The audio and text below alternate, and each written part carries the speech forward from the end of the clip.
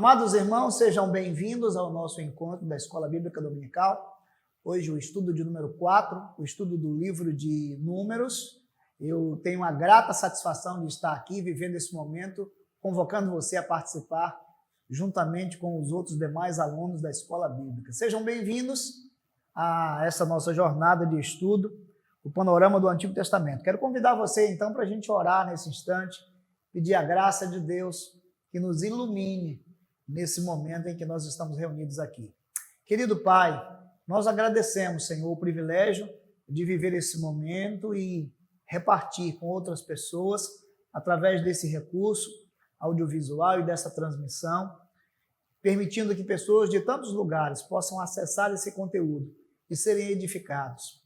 Nesta hora pedimos que o Senhor, pelo Espírito Santo, seja o nosso professor e que o Senhor fale conosco. Por isso oramos pedindo isso em nome de Jesus. Amém. Se você já tem acompanhado as nossas lições, nós estamos na 4ª lição, a lição do livro de Números. Estamos então no Pentateuco, fazendo uma visão panorâmica do Antigo Testamento. Acompanhe em nossos encontros através dessa transmissão no YouTube todas as nossas lições do panorama do Antigo Testamento, que vão fazer uma viagem, por assim dizer, panorâmica sobre os 39 livros do Antigo Testamento. Então fique conosco, pegue um caderno, pegue uma caneta, pegue a sua Bíblia e, como eu digo sempre aqui na nossa experiência de estudo do Antigo Testamento, essa não é uma visão aprofundada, mas é uma visão panorâmica que permite e convida você a viver um mergulho pessoal em algum aspecto que saltou aos seus olhos e ao seu coração. Desejo que essa jornada seja de grande crescimento também para a sua vida. Quando nós pensamos sobre o Antigo Testamento, mais especialmente sobre o livro de Números, nós encontramos aqui uma convocação para você viver de acordo com a vontade de Deus. O livro, talvez, de Números seja um livro da Bíblia que poucas pessoas gostam de ler, por causa dessa designação dos números e das contagens que aparecem no livro, mas nos levam a uma falsa sensação de que nós estamos ali, de alguma forma, numa leitura que é apenas uma métrica.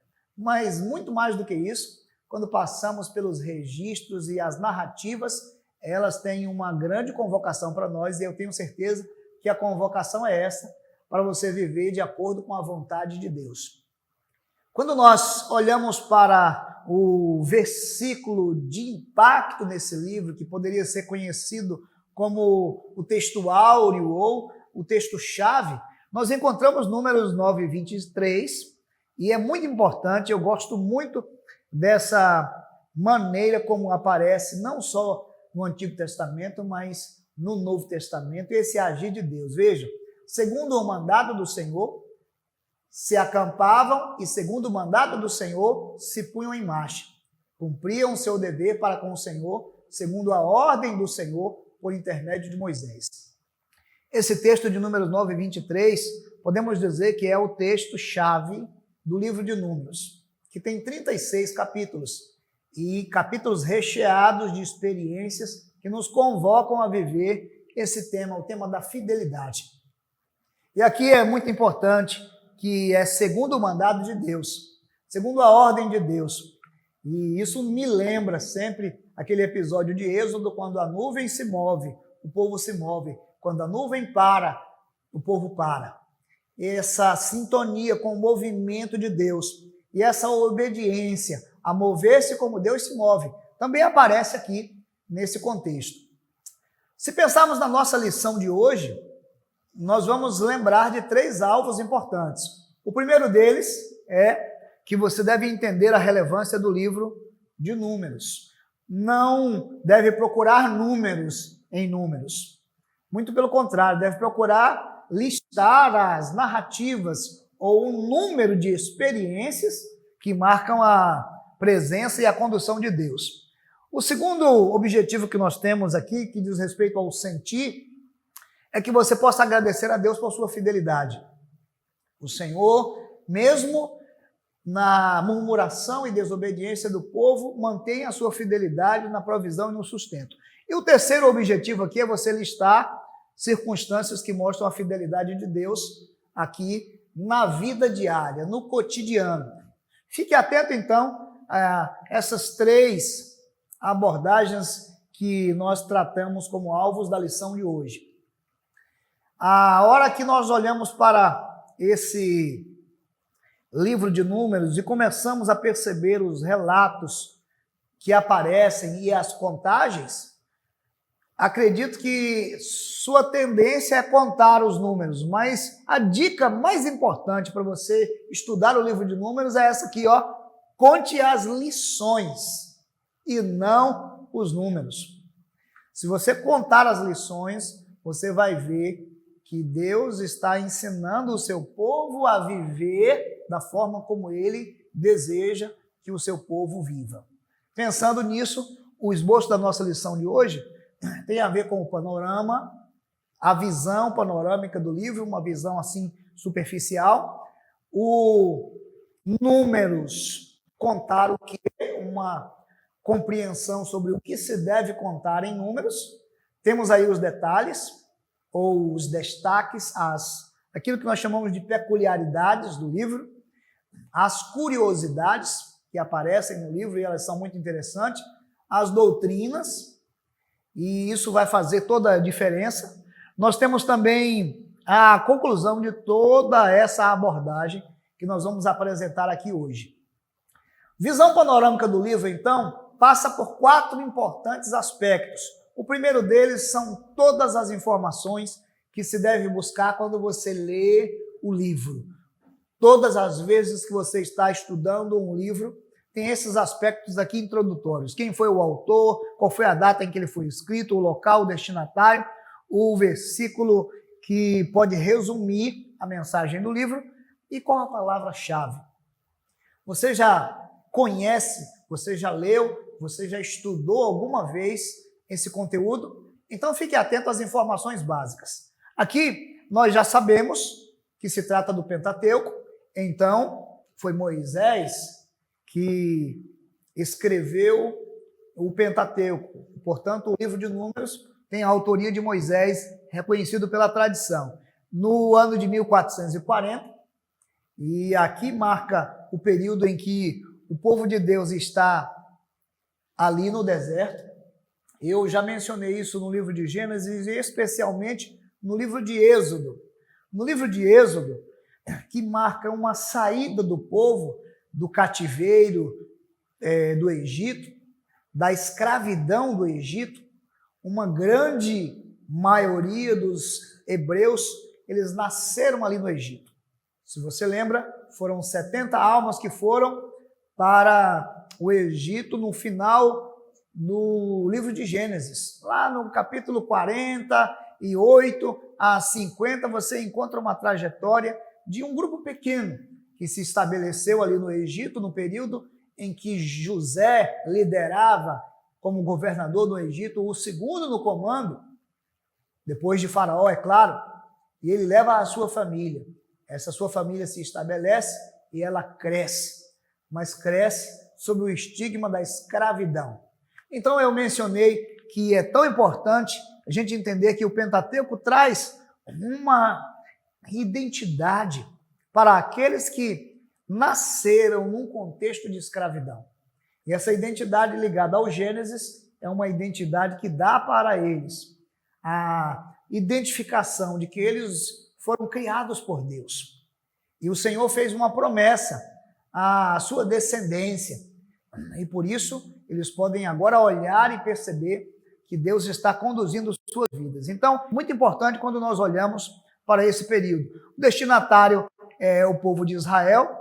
O versículo que já destaquei, 9:23, tem a ver com a fidelidade de Deus. Vamos retornar a ele em algum outro momento. E, portanto, a palavra-chave que desvenda esse livro é o capítulo 9:23, que chama a atenção para a importância da palavra fidelidade. A palavra fidelidade ela vai estar presente, vamos dizer, nas histórias que nós encontramos aí nesse livro. Então, fique atento a essa visão panorâmica. O segundo aspecto que nós temos, então, é o esboço. O esboço que poderíamos dividir em duas partes importantes. A velha geração, isso quer dizer um grupo de pessoas que entrou no deserto. E uma nova geração que nasce no deserto, e por isso a gente pode ver da seguinte forma. Do capítulo 1 ao 10, você encontra a preparação do povo de Deus para ir ao Sinai, aonde também são organizados e Deus santifica o povo. Quando você sai do capítulo 10 ao 12, você encontra o começo de uma organização do povo numa viagem para Cades Barneia. Durante esse percurso, a gente encontra o descontentamento e a murmuração. Deus ouve o seu povo. Do capítulo 13 ao 20, você tem uma parada em Cades Barneia, porque o povo é disciplinado. Deus vai castigar o povo. É tão importante a gente lembrar desse contexto aqui, porque o povo é marcado pela rebelião e pela murmuração. E quando chegamos ao capítulo 20 e 21, eles estão aqui rumo à terra prometida. Edom e Moabe são destacados aqui como locais onde eles vão viver esse momento de transição, mas novamente a experiência de Deus castigar o povo pela murmuração. Aí você tem dentro disso uma nova geração que entra em cena. No capítulo 22 ao 36, eles estão em rumo à terra prometida, Moabe e a Transjordânia. Eles estão vivendo essa organização e também as bênçãos de Deus. Essa é, por assim dizer, uma visão panorâmica que une a velha geração e a nova geração.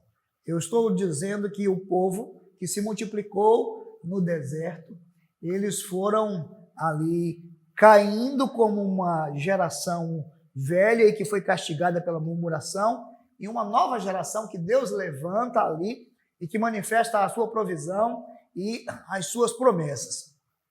Se tivermos que dizer em uma sentença a frase que define o livro de Números, a sentença é essa: o Senhor demonstra a fidelidade, preservando os israelitas, veja, punindo uma geração, mas levantando outra que veria as promessas que ele tinha feito a Abraão. É muito aquilo que nós compartilhamos no esboço que eu apresentei. A velha geração sendo organizada, mas também sendo disciplinada, e uma nova geração que se levanta para ver também as promessas de Deus. Partindo desse ponto de vista, nós entramos o nome do livro, Números. Contar o quê? O que se conta no livro de Números? É importante lembrar que, originalmente, em hebraico, o nome do livro não era Números, mas no deserto. E tem um sentido muito interessante o livro de Números ser conhecido, antes de mais nada, como no deserto. Porque é exatamente no deserto que vai haver a manifestação da soberania de Deus, o agir de Deus, a presença de Deus, a disciplina de Deus, enquanto que o povo vai sempre demonstrar as insatisfações do seu coração e muitas vezes a sua insubmissão em relação a Deus.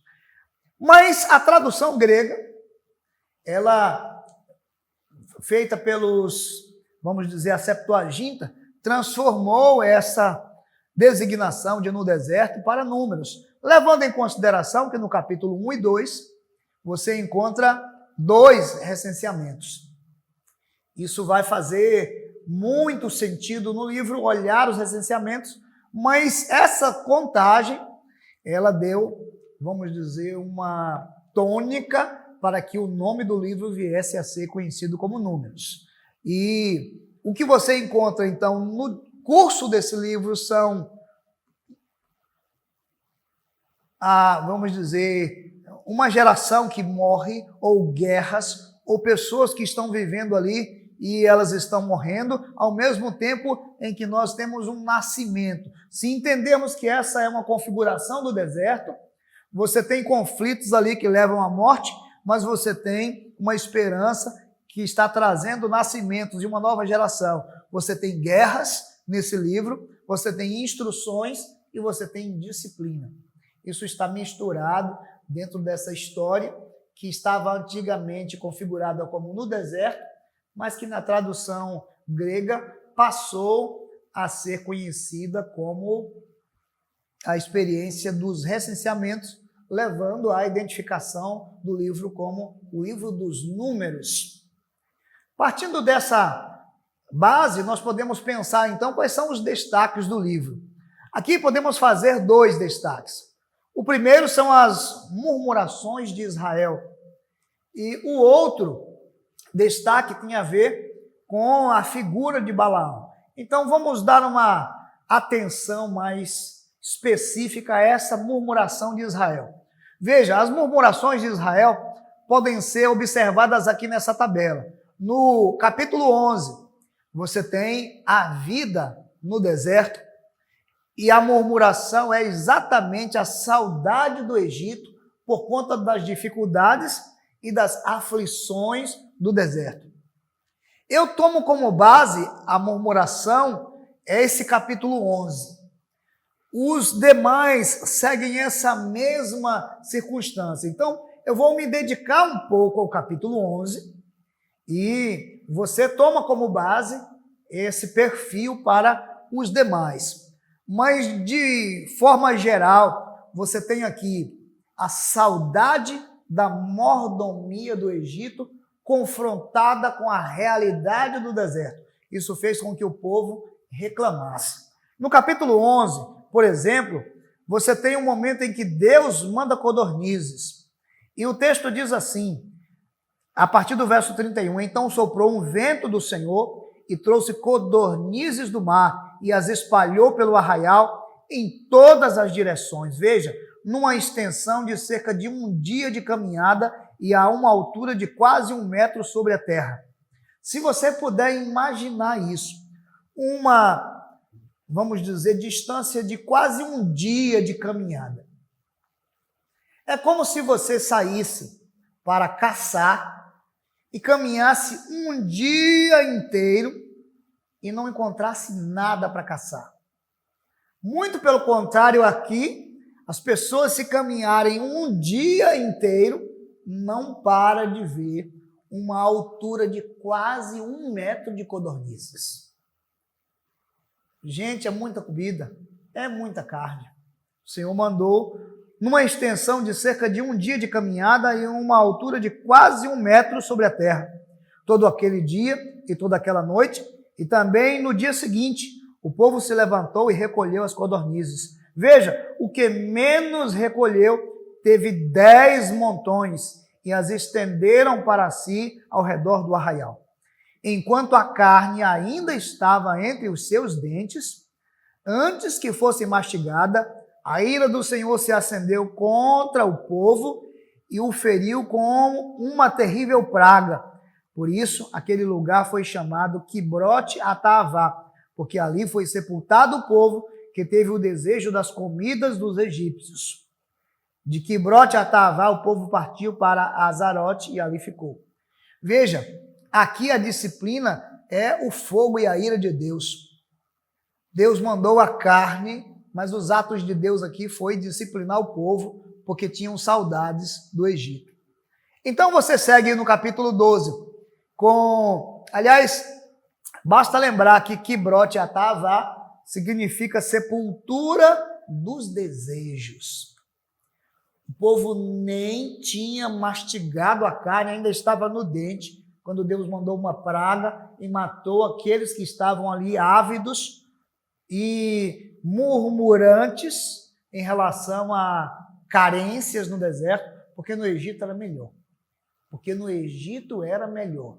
Então, isso se segue com Arão e Miriam, que murmuram, e Deus os disciplina com uma lepra. E isso foi marcante, porque eles se sentiram, talvez, intimidados com a ação de Deus através da vida de Moisés. Você tem o capítulo 13, os espias olham a terra, e a murmuração do povo foi: nós vamos ser devorados. Deus vai punir a incredulidade e age de acordo com a fé dos que creram, que é Josué e Caleb. Aqui também há um momento ímpar para a gente estudar na história do livro, no capítulo 13. No capítulo 14, você encontra a reação ao relato. O povo diz que seria melhor ter morrido no Egito, e eles consideram que aqui devem escolher um novo líder para levá-los de volta para o Egito. E Deus vai punir, e é exatamente aqui que Deus vai punir o povo e vai livrar Josué e Caleb da insensatez dos incrédulos, o que vai marcar uma grande separação na história.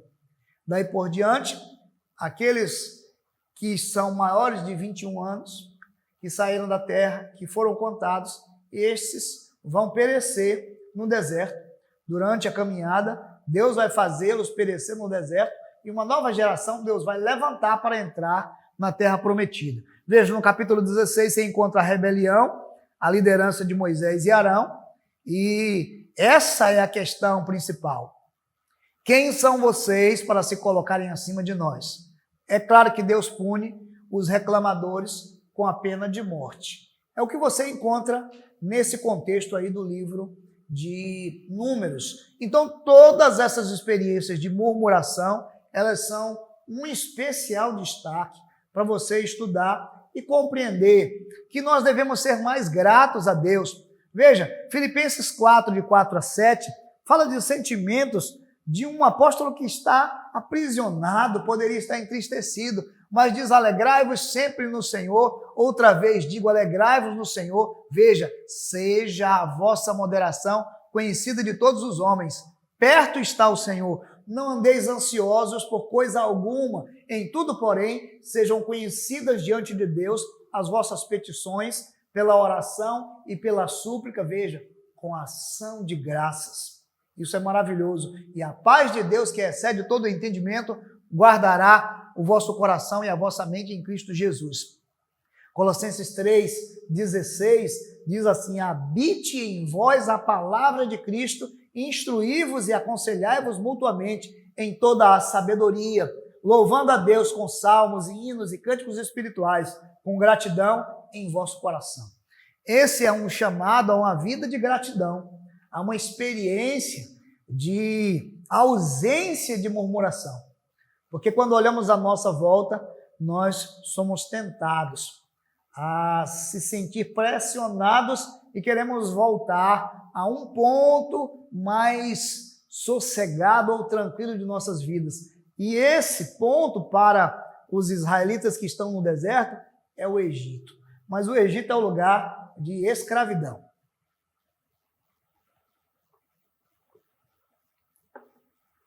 Paulo escreve aos Tessalonicenses, no capítulo 5, 18, em tudo dai graças, porque esta é a vontade de Deus em Cristo Jesus para convosco. Não dá para a gente passar pelo livro de Números sem ser impactado pelas grandes declarações e murmurações que provocaram a ira de Deus e, de certa forma, a disciplina de Deus que veio sobre Israel. Vamos dar sequência, então, ao segundo aspecto dos destaques, que são as pragas de Balaão. Balaão é um falso profeta que aparece aqui, e ele foi contratado pelos habitantes de Canaã para amaldiçoar o povo de Deus. Foi contratado para colocar empecilhos para que eles não avançassem sobre a terra. Então ele é chamado para que, através de suas profecias, as nações sejam encorajadas e o impedimento e as pragas venham sobre Israel. Mas é interessante que as pragas de Balaão, elas estão sentenciadas e elas não conseguem ter um efeito sobre o povo de Deus. Nós vamos estudar isso numa apresentação comparativa dos textos. Eu quero chamar você para ver isso já já. Veja, Balaão era um profeta estrangeiro, seu nome significa não do povo. Balaão recebeu dinheiro para impedir e para ser o profeta que iria atrapalhar o avanço, né? E Balaão era persistente em tentar prejudicar o povo de Deus. Os profetas certamente jamais iriam querer alguma recompensa pela sua ação profética. Isso fica claro, então, que configura Balaão como um falso profeta. Vamos dar uma olhada aqui nas pragas e na maneira como Balaão tenta sentenciar o povo. Eu fiz uma comparação aqui, que é você pegar as bênçãos de Deus descritas em Gênesis e a maneira como Balaão tenta amaldiçoar e está impedido em Números. Veja, por exemplo, Números 23:8. Como posso amaldiçoar a quem Deus não amaldiçoou? Como posso denunciar a quem o Senhor não denunciou? Há uma sentença e uma bênção que manifesta a bênção sobre a descendência de Abraão. E você encontra isso, claro, em Gênesis 12:3. Abençoarei os que te abençoarem e amaldiçoarei os que te amaldiçoarem. Em ti serão benditas todas as famílias da terra. Balaão se sente impedido, ele não consegue amaldiçoar o povo de Deus. Se você compara Gênesis 15:5 com Números 23:10, veja a configuração dessas duas declarações. Aqui em Gênesis 15:5, então conduziu-o até fora e disse: olha para os céus e conta as estrelas, se é que podes. E lhes disse: será assim a tua posteridade. Quando você vê do outro lado, você encontra Balaão tentando amaldiçoar, mas ele não consegue. E ele diz o seguinte: quem contou o pó de Jacó ou enumerou a quarta parte de Israel? Que eu morra a morte dos justos e o meu fim seja como o dele. Não há como amaldiçoar o povo de Deus, então Balaão prefigura aqui nesse contexto como pragas que não se consolidam entre o povo de Deus. Veja Gênesis 12, de 1 a 3, comparado a Números 24, 3 a 8. Esse texto diz em Gênesis 12, de 1 a 3, que já é mais conhecido. Ora, disse o Senhor a Abraão: sai-te da tua terra e da tua parentela e da casa do teu pai, e vai para a terra que te mostrarei. De ti farei uma grande nação, e te abençoarei, e te engrandecerei o nome. Sê tu uma bênção. Abençoarei os que te abençoarem, e amaldiçoarei os que te amaldiçoarem. Agora veja a correspondente em Números 24, de 3 a 8.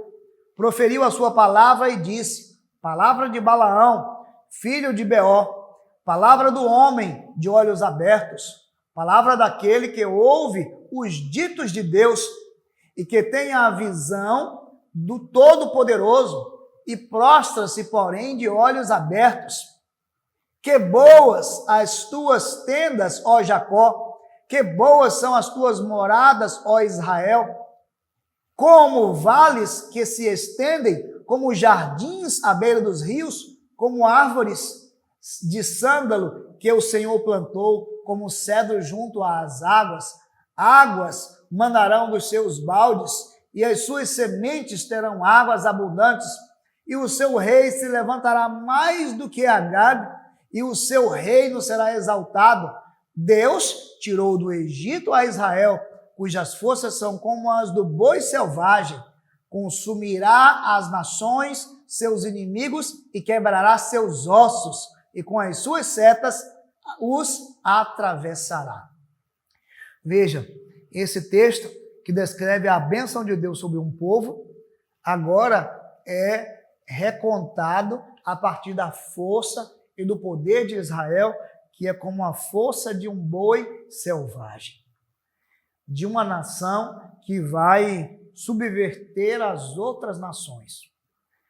Balaão é esse profeta que está levantado, vamos dizer, pago, para profetizar pragas e impedir o avanço de Israel, mas o que sai dos seus lábios são reconhecimentos da ação de Deus através desse povo a quem Deus escolheu.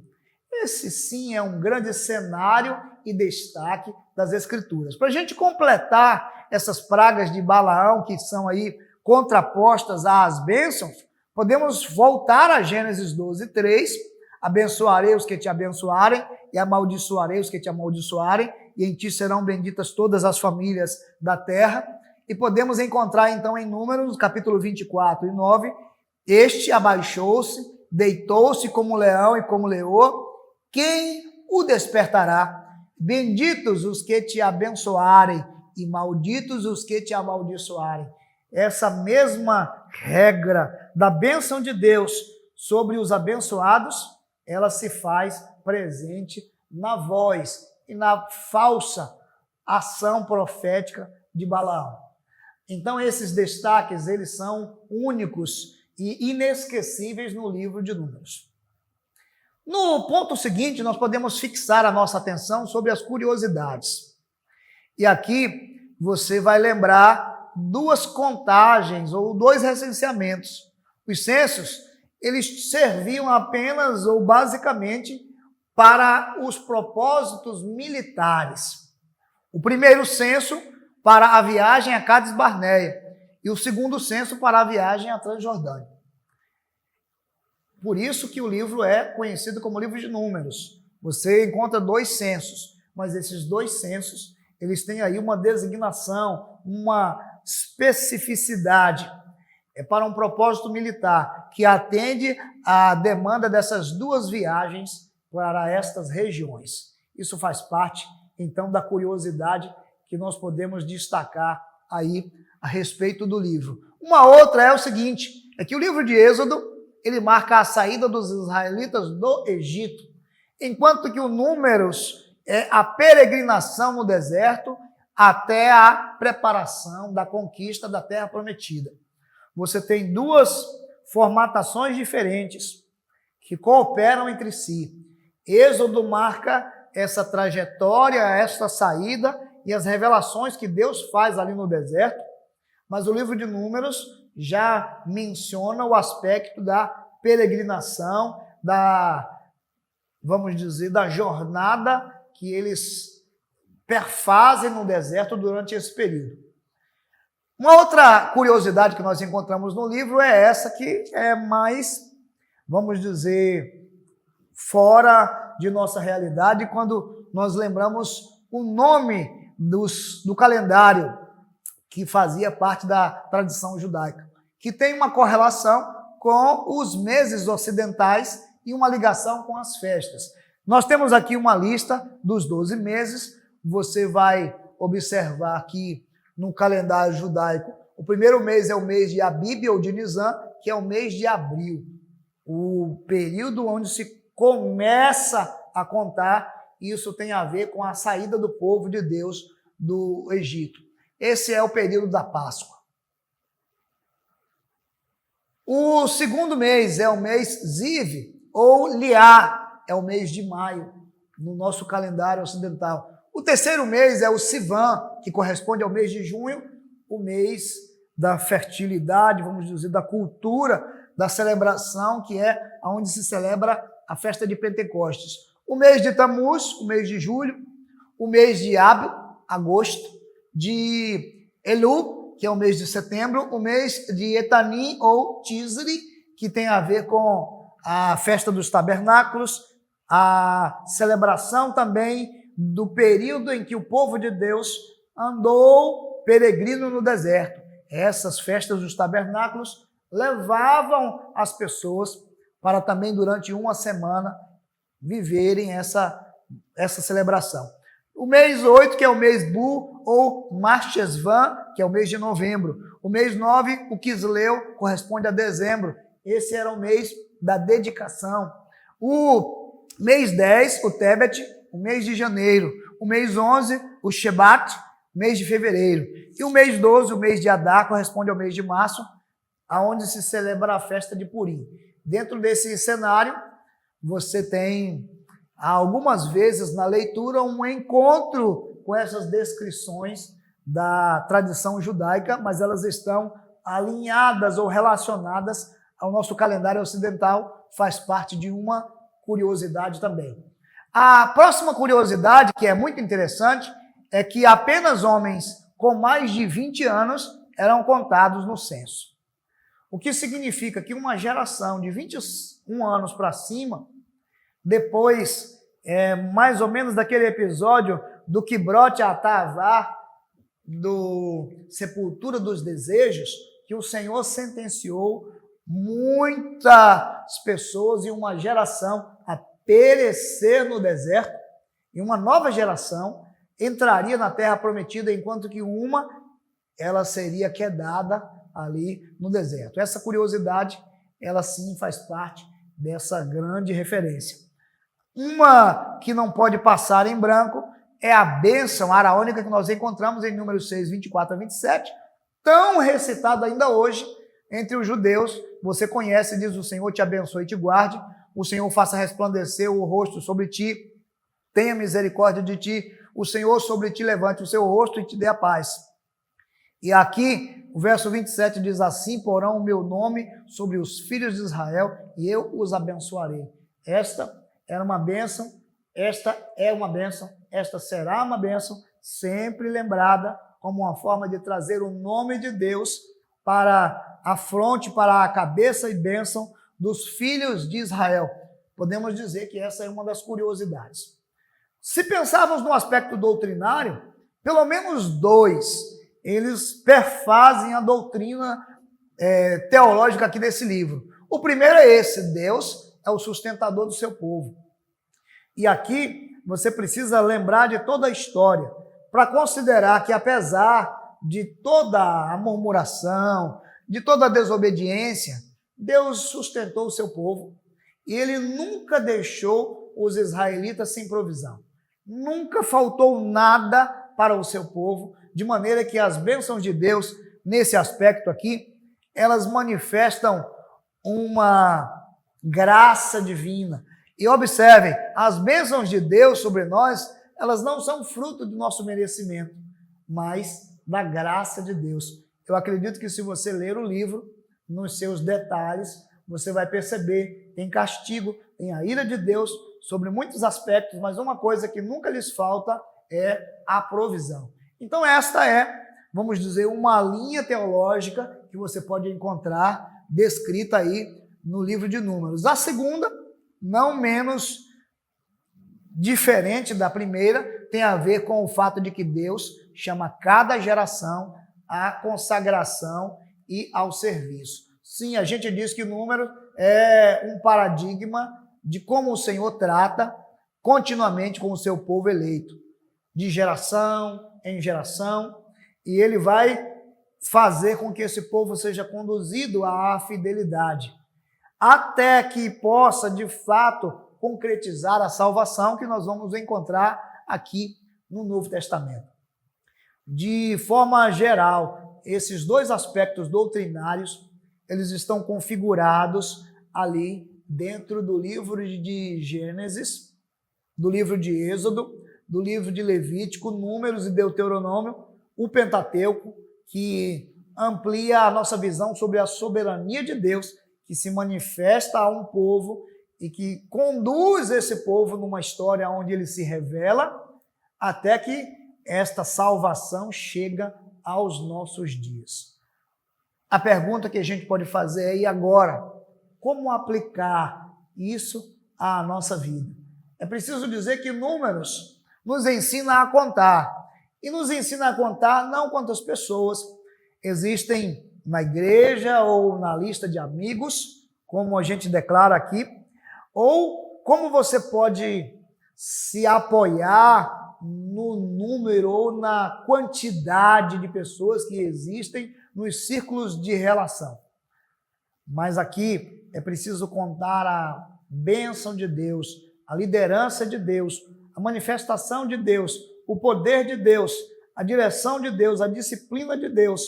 Tudo isso você pode contar como sendo uma forma de Deus se revelar ao seu povo. E fica sempre o contraste, a revelação de Deus com as atitudes humanas. O livro de Números vai trazer de uma forma assim, como é que eu posso dizer? De uma forma turbulenta, essa relação da presença de Deus no meio do povo, sendo guiado e sustentado pelo povo, que muitas vezes se vê no direito de dar uma nota àquilo que Deus está realizando. Para a gente finalizar, então, podemos lembrar desse texto, que é o texto áureo, e da bênção. O texto que diz, segundo o mandado do Senhor, se acampavam e, segundo o mandado do Senhor, se punham em marcha. Cumpriam o seu dever para com o Senhor, segundo a ordem do Senhor, por intermédio de Moisés. Esse é, vamos dizer, um recorte que mostra que aqueles que obedecem a Deus por intermédio de Moisés, eles cumprem o mandado de Deus. Quando o Senhor acampava, segundo o seu mandado, aqueles que estavam em Israel acampavam. Quando o Senhor se punha em marcha sobre o mandado de Deus, o povo se movia. A bênção que você conhece diz, o Senhor te abençoe e te guarde. Lembre-se do deserto. O Senhor faça resplandecer o seu rosto sobre ti e tenha misericórdia de ti. Lembre da murmuração e da maneira como o Senhor proveu muitas vezes os recursos. Então ele diz, o Senhor sobre ti levante o seu rosto e te dê a paz. A paz está relacionada ao lugar em que o Senhor quer conduzir o seu povo para uma terra que emana leite e mel, onde eles podem desfrutar dessa paz nessa terra prometida. Então, isso é fruto da ação e da promessa de Deus sobre o seu povo. O meu desejo, nesta hora, nesse dia, nesse momento em que você está tendo acesso ao livro de Números, através dessa aula, que você abra o livro, que você leia, que você se debruce, que você se dedique, que você ame encontrar Deus guiando você no deserto da sua vida, livrando você e conduzindo da escravidão à terra prometida. Que o nosso Deus Todo-Poderoso sobre nós derrame suas ricas e preciosas bênçãos e nos conceda a paz, levantando sobre nós a luz do seu rosto. Que Ele nos abençoe. Até a nossa próxima aula, se Deus quiser.